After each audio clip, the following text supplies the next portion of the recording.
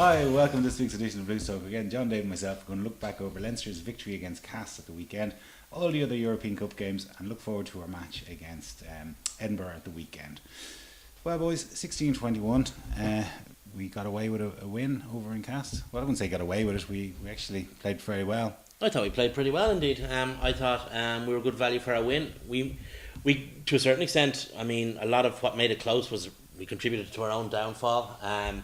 We were sloppy at a line out in the first minute or two, and that led to they went up the pitch, got a line out, drove it over, scored a try, and then we were sloppy from a kick off in the second half, conceded a penalty at the scrum, and they got, so that's 10 points. That's 10 points from our own hand, as it were. I thought we played very well. Even when we did fall behind, we just were relentless in pinging it back. I mean, we restricted their opportunity to do anything by not letting them out of their half. Exactly, it was a real gutsy performance, and would we like to see Leinster, curing cancer and run 18 tries in while juggling fire at the same time? Of course we would, but that's not what was required this weekend. What was required was real guts, which is what we got. With the players we had available, the combinations we had available, guys like Luke Fitzgerald coming back, great to see him back, and he had a solid game. There's no real standout The performance. standout players were probably Heaslip, Madigan, Kirshner was good. Kirshner's kicking was superb. His kicking, I thought, was absolutely... outside of that, the three of those were probably the best players. But I think Toner got man of the match, which he's probably a bit mystified at himself. He looked knackered after. I was sure they were going to sub him with McCarthy.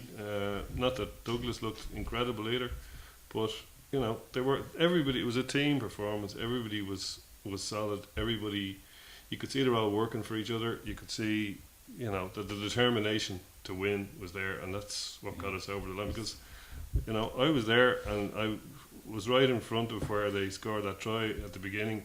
They're huge bastards, like they're absolutely enormous. And when I saw that going in, I was going, this is trouble, Here's trouble. If they're going to run at us like that, what's our answer? And our answer was not to let them near our line again for the rest of the game. Yeah, I don't think they were in our half for pretty much after. Well, they were sporadically in our half, but we just strangled the game out of them. Sporadically is the right word for it. I mean, to a certain extent, the only time they got in our half was when we gave them opportunities. And in fairness, we took those opportunities back through excellent kicking. I mean, if you've got Jimmy Gopperth is probably the worst kicker, one of the worst kickers in the back line. If you've got Madigan, he put in some lovely kicks. If you've got Luke, if you've got Zane Kirshner, who are all excellent kickers of the ball, excellent strikers of the ball. And we kicked very long and we really pinned them back. Yeah. I mean, there was real length to our kicking. It wasn't just going for touch. It was actually. People forget that in rugby, kicking is actually and has been for the last 150 years a legitimate attacking weapon. People have forgotten that. There was one, I think it was a penalty, and we kicked in it, and we got within 5 metres. We were in our more or less our 22. It was that Goppert. It was a fantastic kick. And as usual, he's kind of mixing the good and the bad. Yeah. But that was some of it was very good.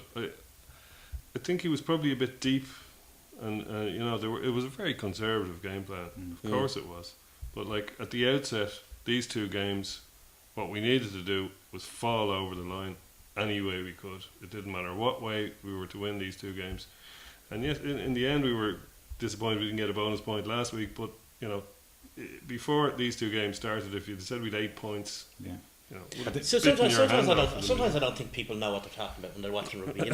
I mean, they're talking. Us included. Us included. But there are some real defectives out there. I mean, people are talking about how conservative our game plan was. And it wasn't a shocking Leinster going out against a team like Castra with such a conservative game plan. A team like Castra. How did Castra do in the top 14 3 years ago? I know. How did they do 2 years ago? 3 years ago, Castra were beaten in the semi-finals of the top 14 by the eventual champions. 2 years ago, they were the champions. Last year, they were the runners-up. Right now, if we went they're over, not playing well, and they were missing the gaggle. If we went over and beat Claremont in any way, shape, or form, would have been carried home. We'd still be drunk now, right? Claremont, while Castor were doing all this stuff in the top 14, Claremont were at home watching telly. I think the biggest difference between the two teams was that, and again, we'll talk about it, it happened in Munster's match as well. It was experience and Yeah. leadership on the team, on the pitch.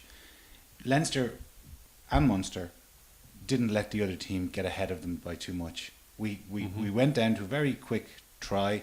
Then we pulled them back. Then they nipped ahead. We gave away 3 penalties.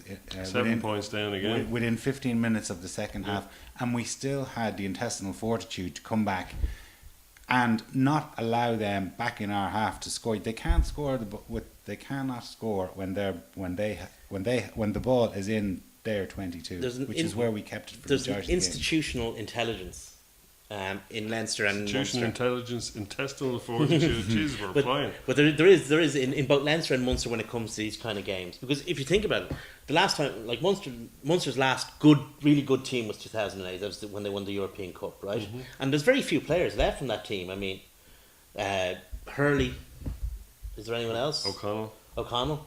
There wouldn't be very many left, either in the 15 or the 23. You look at the Leinster team that last won the Heineken Cup 2012. I think there was only 2 started on There wasn't Sunday too many anyway. from the Heaslip 2012 final. Heaslip and Fitzgerald. No, Darcy. Heaslip and Darcy. Sorry, Heaslip and Darcy. Fitzgerald didn't start the 2012 final. So you've got... but it doesn't matter that the names, that the bodies inside the jerseys have changed. They're still, like Munster demonstrated against Saracens, Leinster demonstrated against Castres, that they know how to go and win these games in these particular sets of circumstances. Absolutely. I mean, we said it on. I said it on thing that I didn't think Saracens, like, they didn't have a soul. I mean, and I was kind of making a joke about the nature of their club, but I was also, when they were in trouble, Saracens, when they were down and when they brought back your man was back from his sin bin and they had to go reach into their depths to find something to beat that Munster team, it wasn't there. They also And kind of played into Munster's hands. Oh, didn't God. they? Oh, of course Totally. they did, and they get a yellow card and the crowd go nuts and all the rest of it. But if you look at the Ulster match, it's the same thing, but it's the reverse. Ulster you take Ronan Pienaar out of that team, and you let Rory Best make a foolish decision by going for the line instead of going for points, but ultimately possibly cost them a bonus point. And it's these small things that matches, like the teams are so close, really. Well, in fairness, the Heineken Cup this year, it's Toulon versus everybody else. Yeah. I mean, is anybody else going to be able to stop them? But It'll look, take. But the other No, side, no, you effort can, by no, somebody. but In John, fair- you in can fair- build them up. You can build up any team and say, "Oh, no one's going to beat them." That's really a bit of a fallacy. Ulster are a pretty poor team. They're showing their best player, and they still ended up not too far off for Toulon. Even though Toulon were by far the better team. I on the thought pitch. they were I wouldn't quite accept well. that they're I a thought they poor were team. quite well beaten. But there was, Ulster. but if They they were had well if beaten. they had have got the kick, they would have been in bonus point territory. And like the small decisions to change the games change on. I think Toulon were always comfortable against Ulster. I think that. Yeah. I mean, they lost Giteau and were able to bring on James O'Connor, which is in itself, which says something else about them, but that's a different discussion. But they were always, they actually had what we have and what Munster have, and which Ulster don't have. And we said that about Ulster over the last couple of years. Would Ulster move on to the next level? And they haven't. They haven't got it in DNA the way It's Munster not in their and Leinster have DNA, it. but it's in Toulon's DNA. It's in the individual DNA of the players, plus now the club, because having won 2 European Cups, they know how it's done. So Ulster haven't got that, and without Pienaar, it's not in the side either. Now I don't think Pienaar would have changed the nature of the result. I still think Ulster would have lost. Probably would have got a bonus point. I think they might have got a losing bonus point Well, out of they it, might and I have think nicked it. they would have. I'm certain they would have beaten Leicester the week beforehand. I'm certain of it. Yeah. Well, Because you look back on his performance against Leicester in Welford Road 12 months ago, or I think it was back in January actually.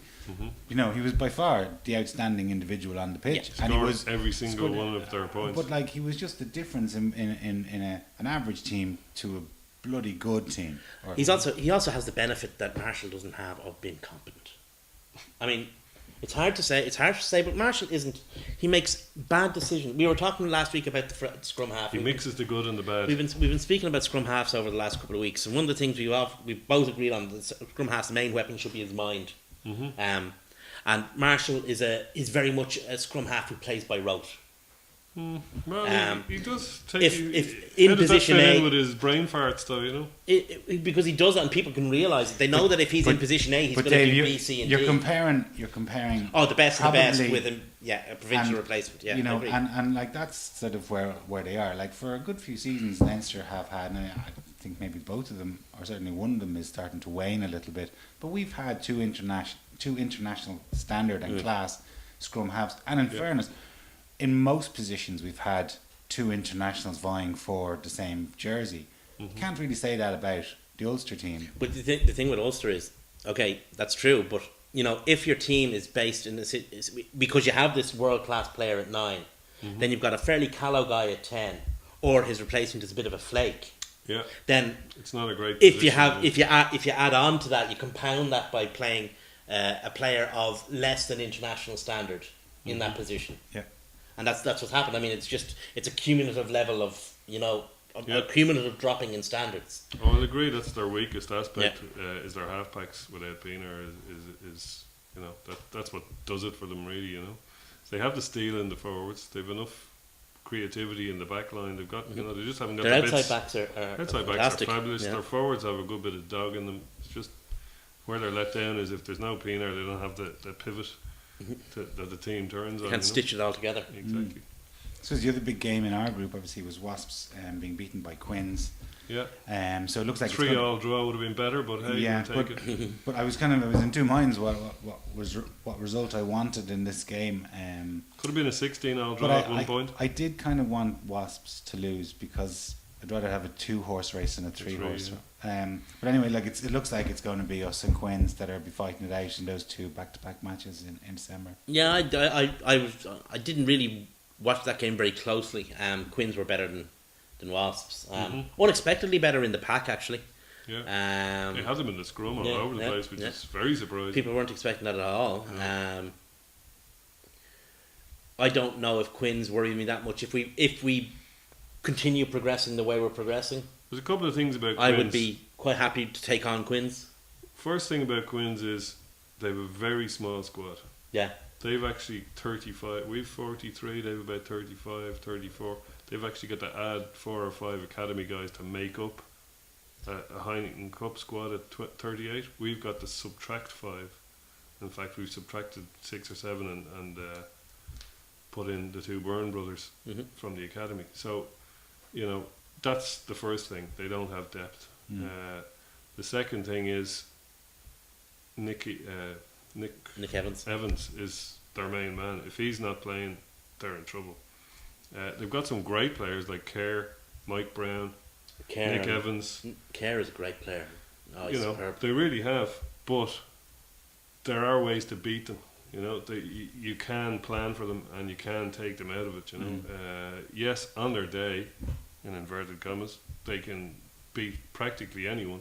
But if you're, you know, in a top level game where you're really prepared for them and you're bringing your A game, you know, I think providing we've got the bodies back, I think we can prosper against them. The question. And let's face it, if we do them over there, which we have them up first, which I think it's good to have, that we have it that way around.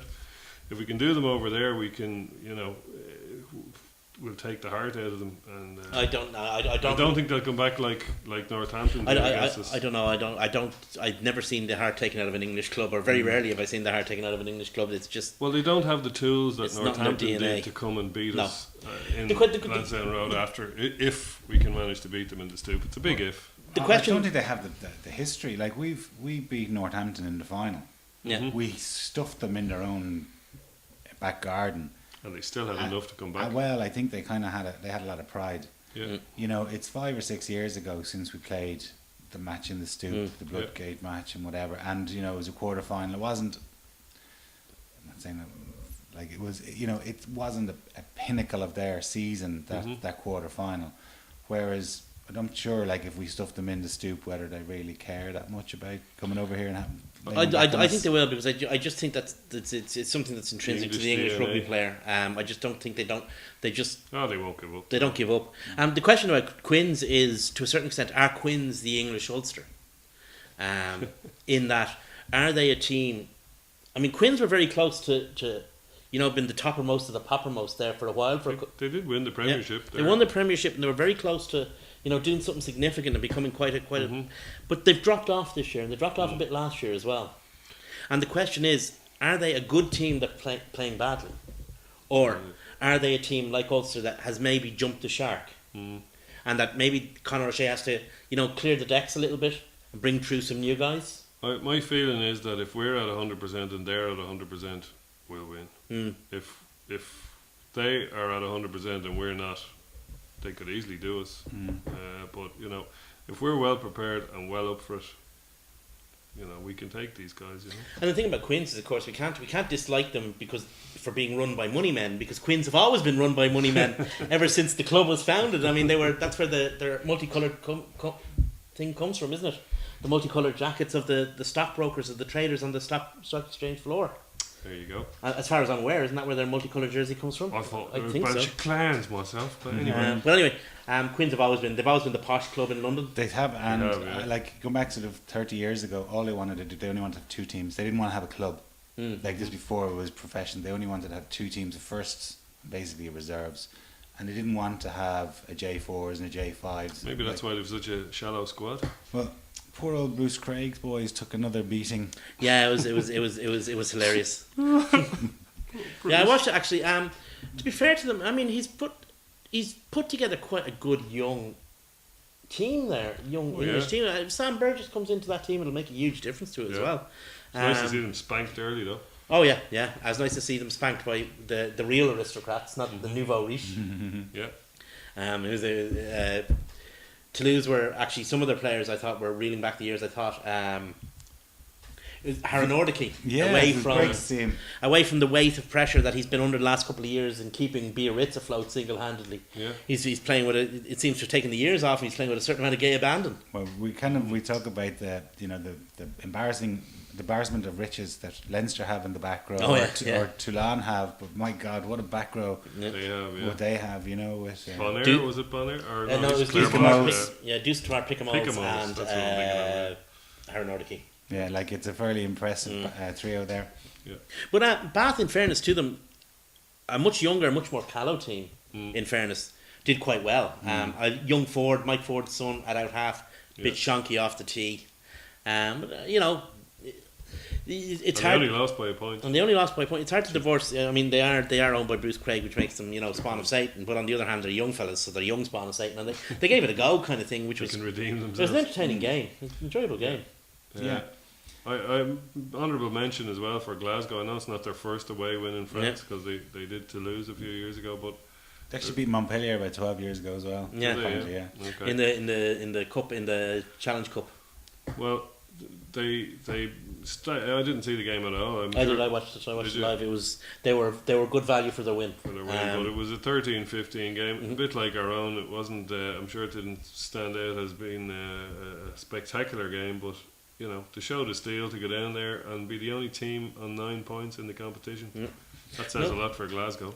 I suppose there's no real surprise for people who watch and follow teams from the Pro 12, but But they have never transferred that form. For our overmasters in the top 14 and the well, that was a point actually that was alluded to quite significantly on Sky. The fact that if people watch the top 4 or watch the Pro 12, this is how Edinburgh play. Glasgow. This is how they play, and they played very well. I mean, Montpellier were very good as well. Good side. It was a good, entertaining game with the better team winning by the correct margin, if you like. Fair enough.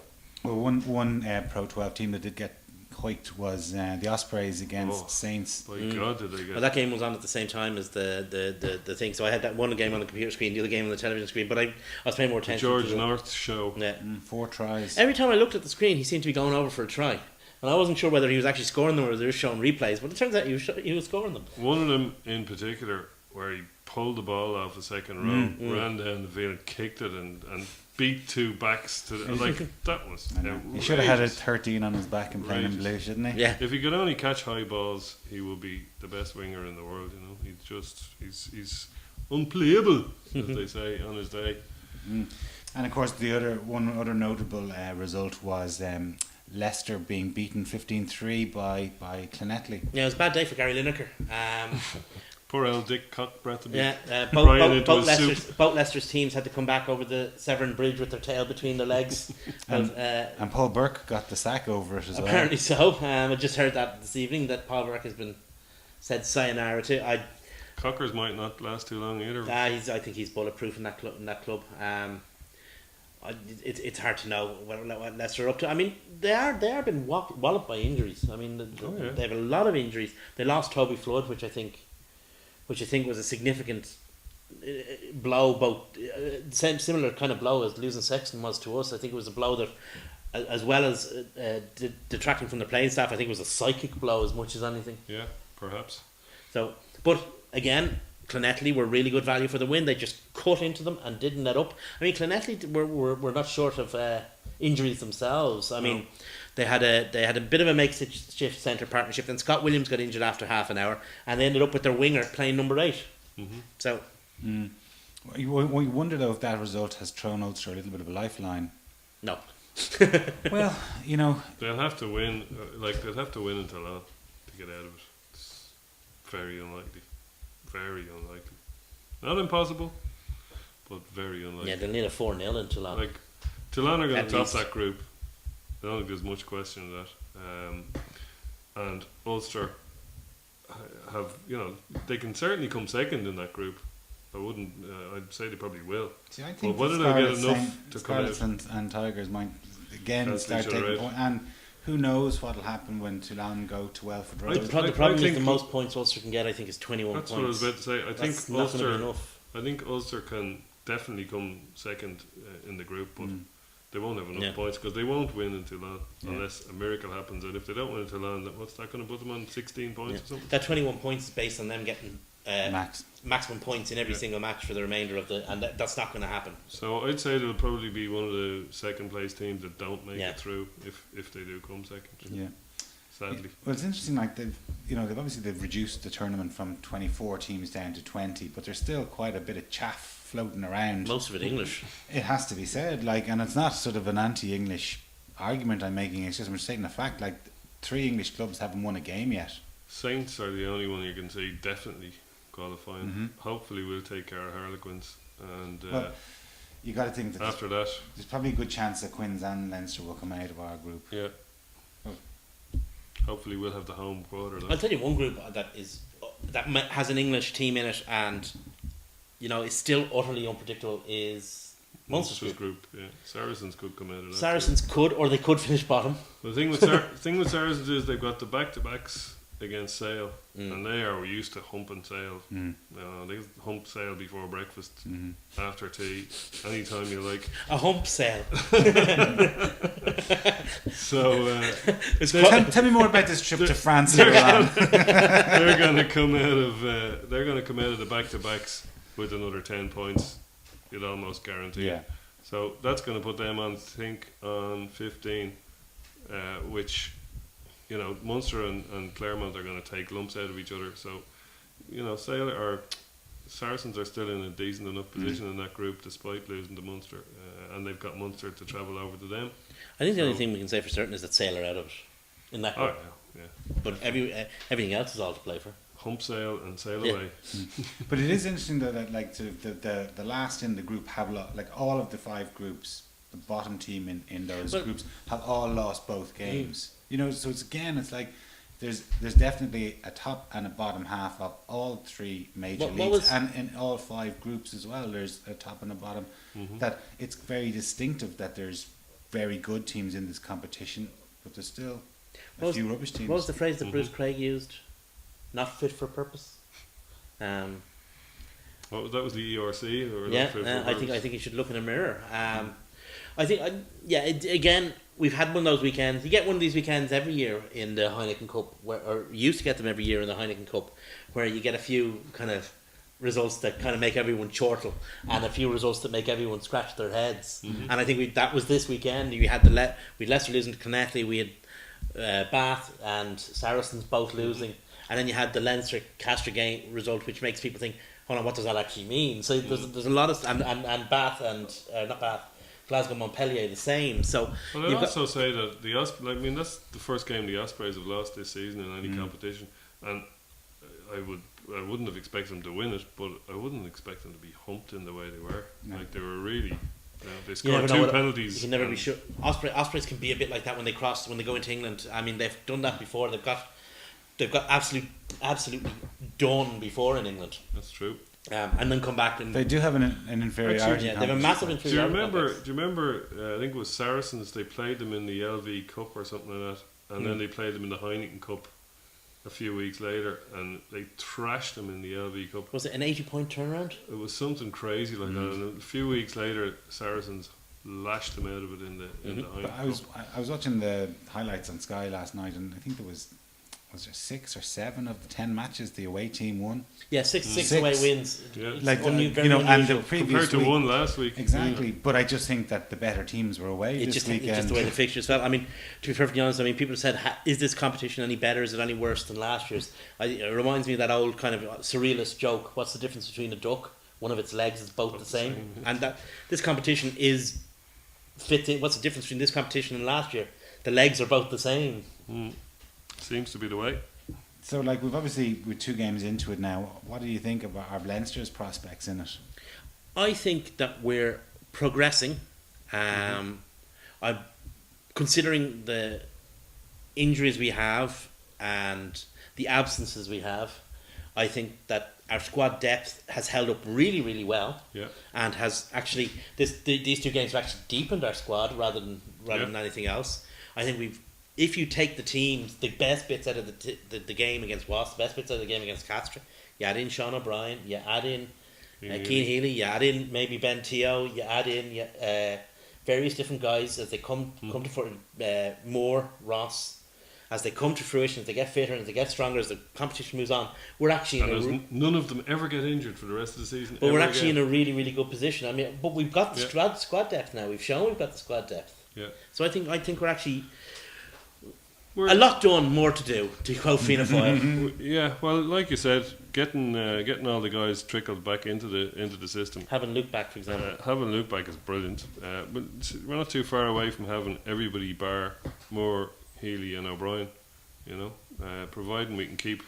Now, the other thing that I didn't mention about the game the other day is I think there was at least 3 players playing injured. McGrath, Ruddock, both carrying injuries, and Darcy. I think Darcy's carrying that groin thing. I don't think that was an injury he got during the game. I think he's a little bit quiet because he's carrying something, and I'm hoping that it's nothing too serious. It was nice of him to pick the time that he does have a groin injury to pick one of his more kicking games. Yeah, well, you know, which is always good for the groin. If we can get ourselves into a home quarter final, and it's still a big if, the way we're going, and better off. We can take, bar Toulon, we can take anybody in this competition at home.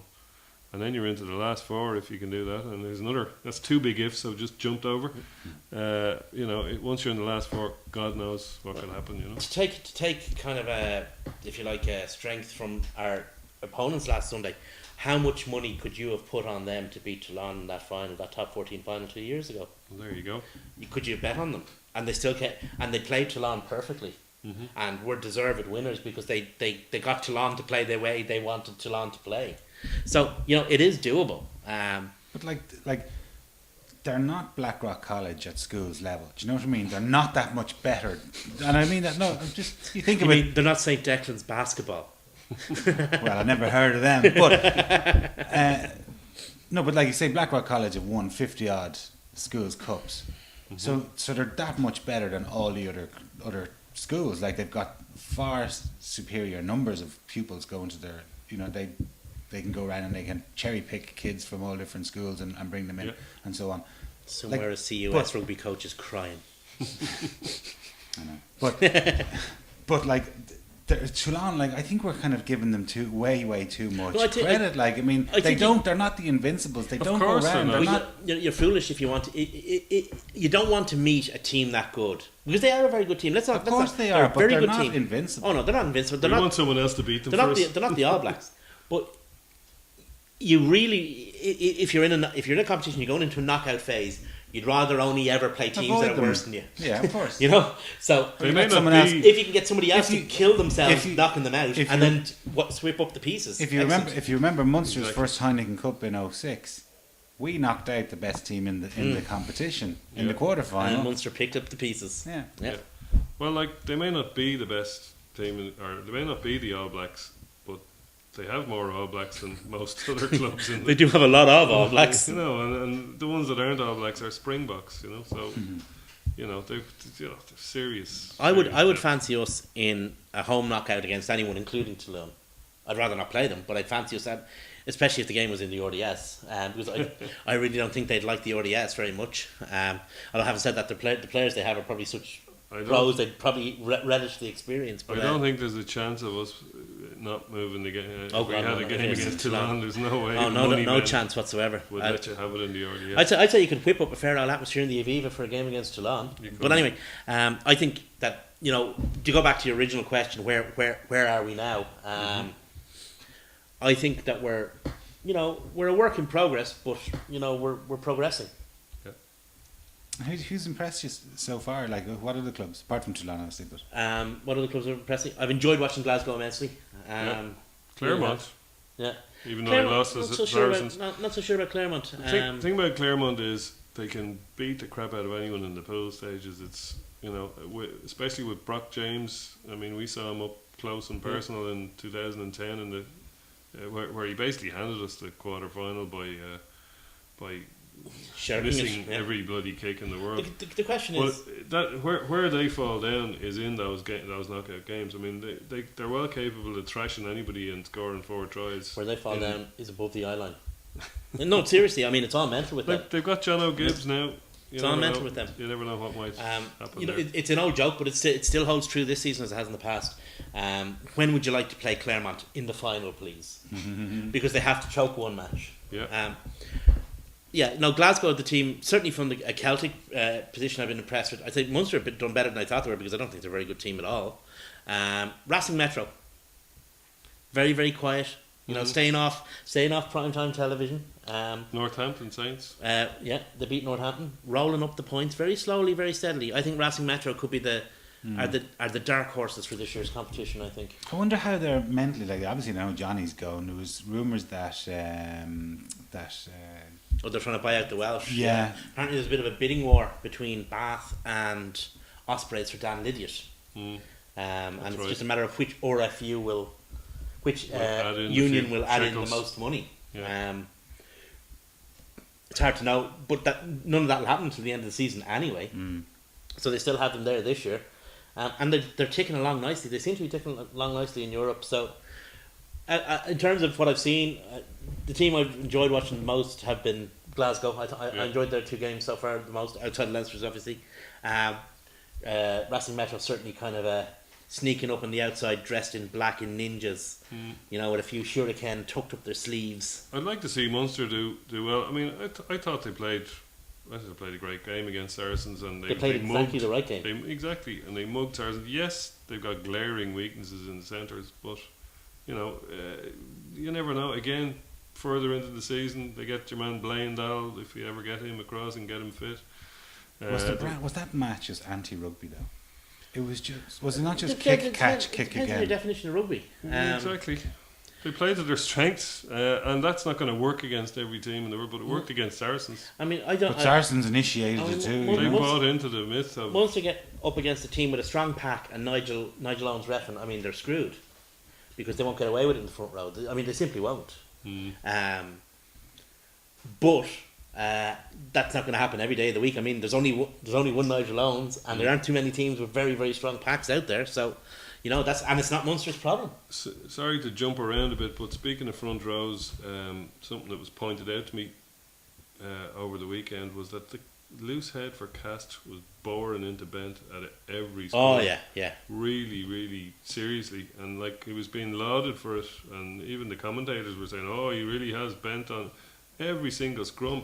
He was nearly starting the scrum facing into the hooker. So how legal that was and how he would have got away with it had the ref been on that side of the scrum the whole time.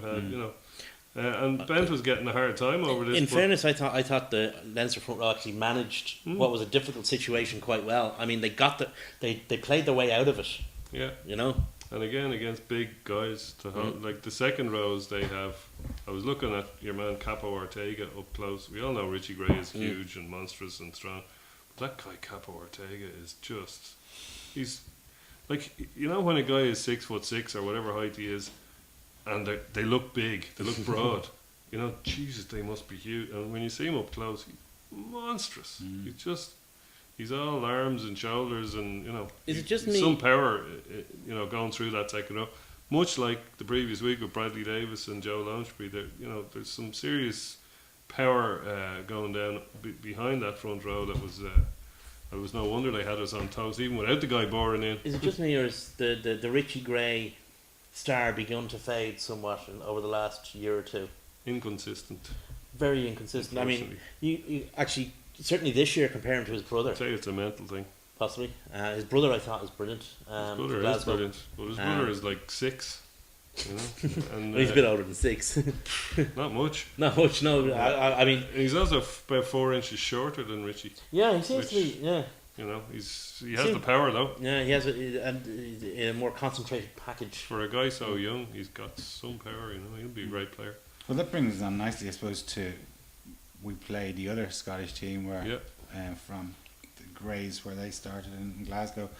So 6th against 8th in the Pro 12. Normally that wouldn't really get the old juices flowing. And it still won't. And it's still probably I guess we're going to have quite a few internationals that'll be away.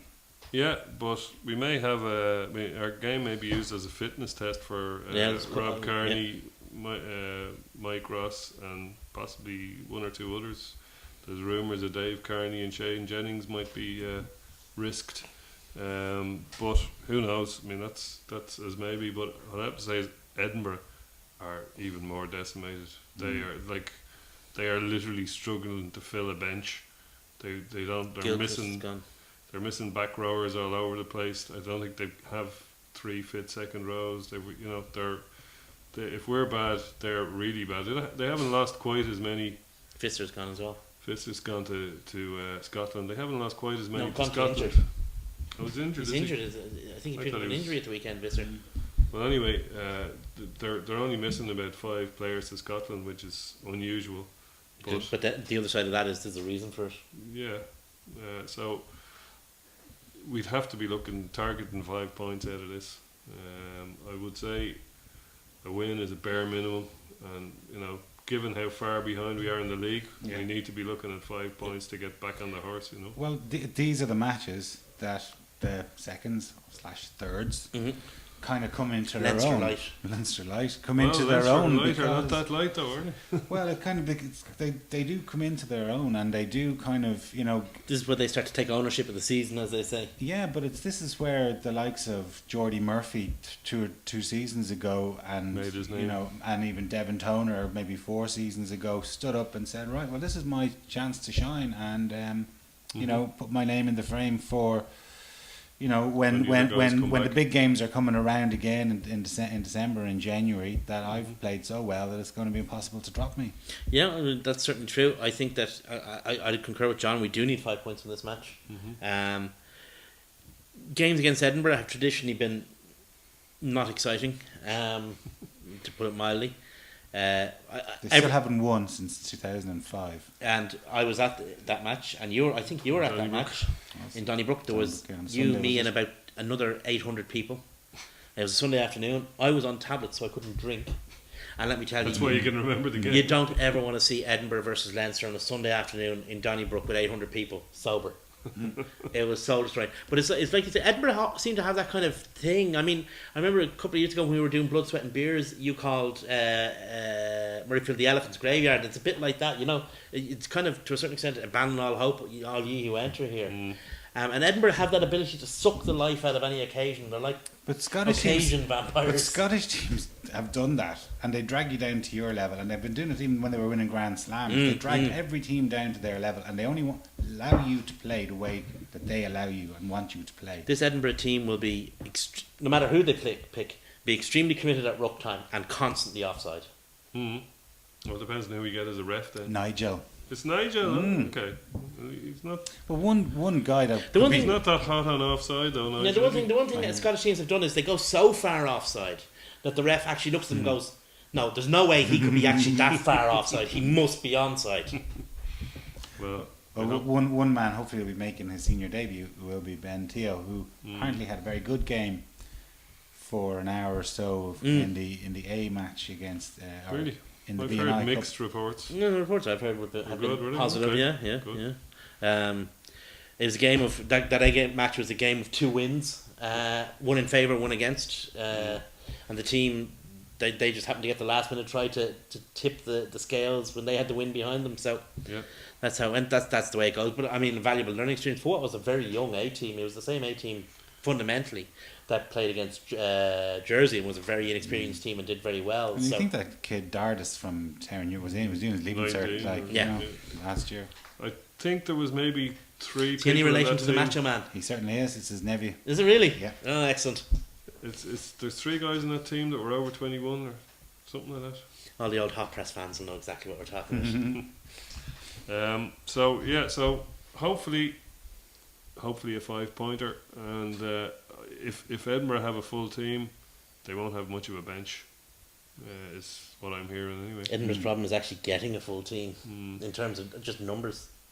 exactly. So bring it on. Yeah. Yeah, well, like, I wonder if Ollie has had a little hand in maybe bringing over. There's rumours that a couple of the prop might be signed as a medical joker from the Cheetahs. Yeah, the rumour is that we are in 2 the of them. market for medical joker. The guy who's writing about it is Rory O'Connor, who's not normally a fantasist. The only thing is the guys he's mentioned are not guys I don't think we'd be after them because they won't be available during the autumn internationals because they're in the Springbok squad. Yeah, and also there's somebody saying they're both loose heads, so we don't really. It's not loose heads we need so much. We see we've got 2 of them in the academy. Unless there's more to Jack McGrath's injury than we know about. Well, I mean, we're going to be missing him either way. Yeah, either way, yeah. So the good thing about the Springbok squad is that Zane Kirshner hasn't been named in it, which is excellent news for us. Not so good for Zane.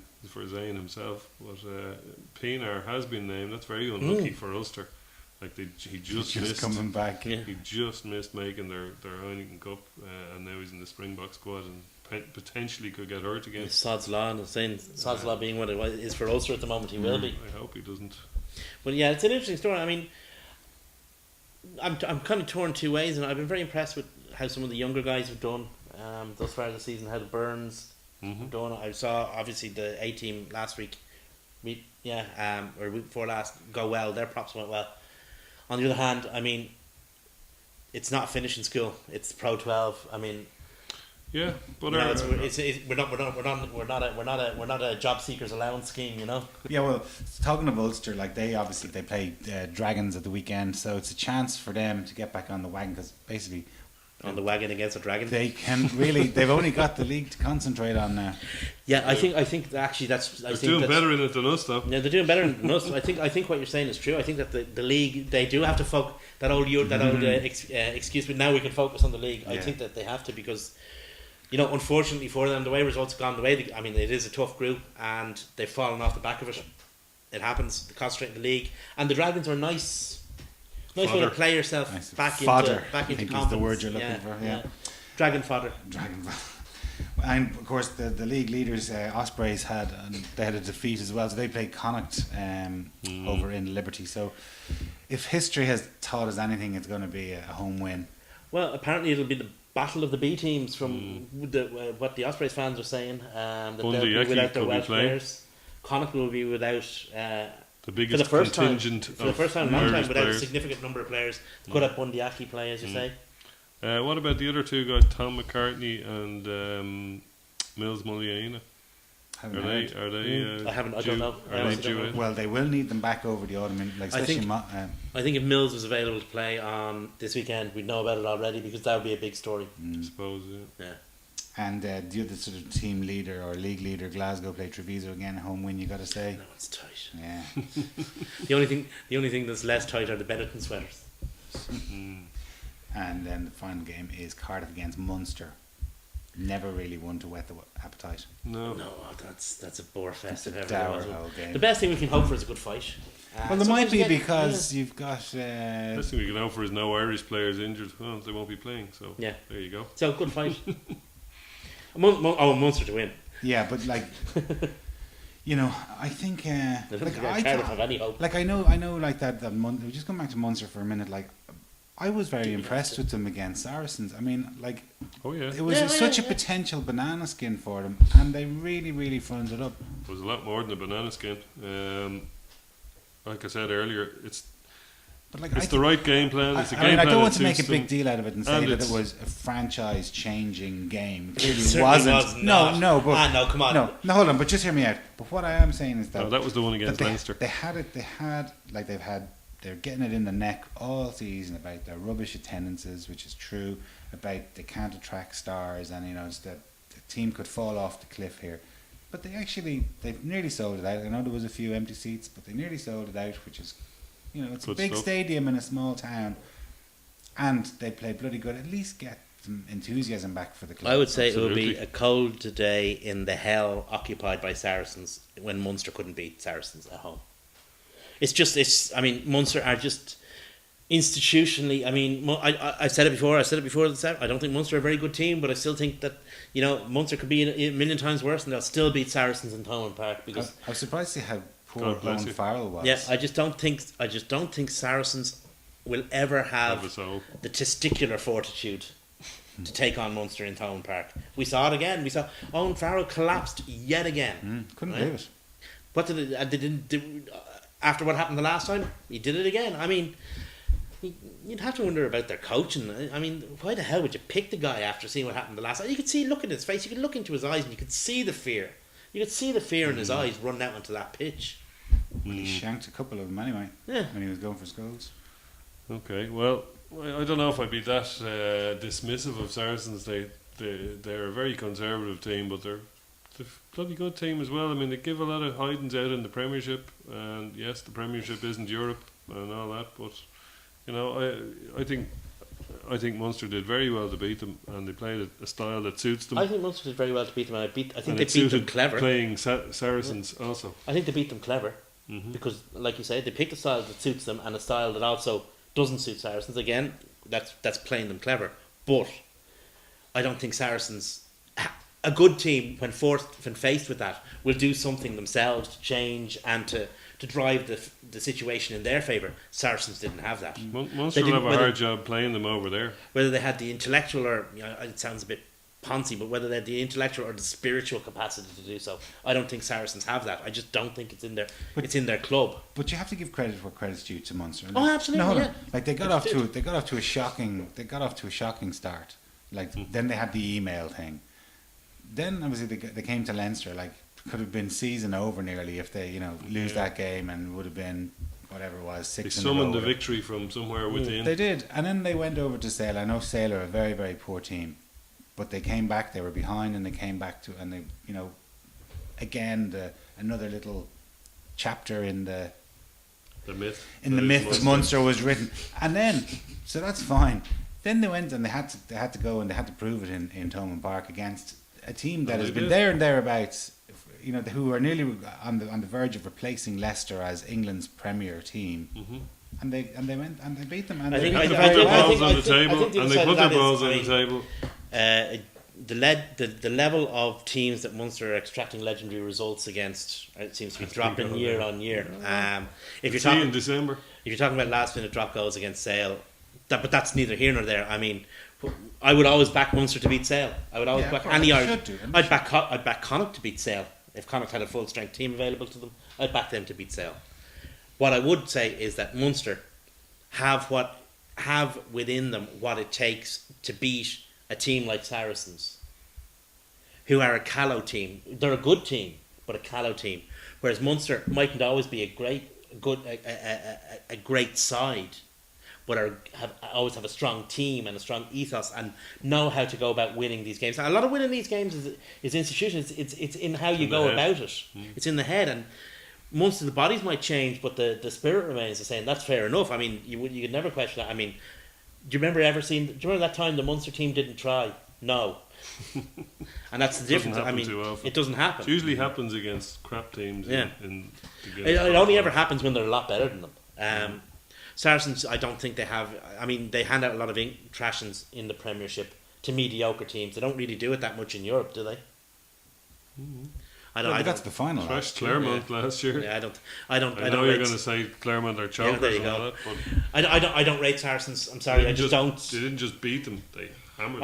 I would always back them. And speaking of Connacht, they hammered Connacht 70-0 or something. I know, yeah. Crazy score like that. You know. I would always put money on Munster to beat Saracens, and Okay. I'd put money on Munster to beat Saracens in Allianz Park as well. Maybe we'll take some of that money in January. We'll see. I'd fancy, provided obviously that they have something resembling, a first team. I'd say Munster beat Saracens in what's it called, Allianz Park. I don't see that. Saracens are soulless, godless devils. On a plastic pitch. Even their pitch is plastic. Even their pitch is plastic. Masters their soul. Their pitch is symbolic of the spiritual nature of that club. It's disposable. Okay. Excellent. Thanks a million, lads. And Made thanks from a million for watching. recycled rubber johnnies. Cheers.